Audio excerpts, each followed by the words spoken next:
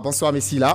Bonsoir aussi et bienvenue à toutes et à tous. Dans l'actualité de ce dimanche 30 octobre, le président de Sassou Nguesso est arrivé à Oyo. Le chef de l'État procédera au recueillement devant les tombes de ses illustres parents. À suivre aussi dans ce journal la réhabilitation du collège d'enseignement technique féminin et le centre des métiers d'art ménager de Ouessou. Au sommaire également, la pratique de la culture du manioc sur des zones herbacées, une pratique qui fait ses preuves dans le district de Yaya, dans le département du Niari. Précision tout à l'heure avec Rebecca de Ibende. À Yaya, dans le département du Niari, l'agriculture sur brûlis a été identifiée comme la principale cause de la déforestation d'après des statistiques de l'ONG écologique dénommée Cesse de détruire, protège. Il faut noter que plus de 5 millions d'arbres ont été abattus pendant la saison sèche passée dans ce district. Et pour mettre fin à cette pratique qui décime des forêts, cette ONG milite pour la pratique de la culture du manioc sur des zones herbacées. Le commentaire est de Rebecca de Ibende. Depuis la nuit des temps, les activités économiques, notamment les activités agricoles, génèrent les atteintes sur l'environnement en termes de destruction des forêts et pollution dans le district de Yaya. La déforestation exponentielle observée dans le district de Yaya est principalement due à la conversion des forêts en culture. Cette année, par exemple, d'après nos statistiques, près de 5 millions d'arbres de diamètre important ont été abattus dans les champs de manioc. Si dans mon jeune temps, qui n'est pas si lointain, la forêt côtoyait des maisons, aujourd'hui elle est à 20, 30, voire même 50 km des villages, ce qui n'est pas sans conséquences graves sur la population. Au début de cette année, par exemple, un village entier a été saccagé par une tornade.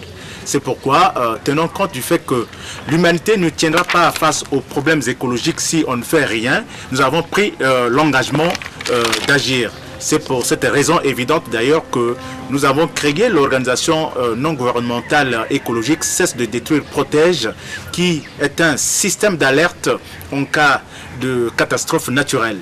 Aussi, notre organisation s'engage-t-elle à faire des plaidoyers concernant les entités qui ne peuvent pas se défendre par elles-mêmes, comme des espèces en voie d'extinction, par exemple les éléphants, les gorilles, etc.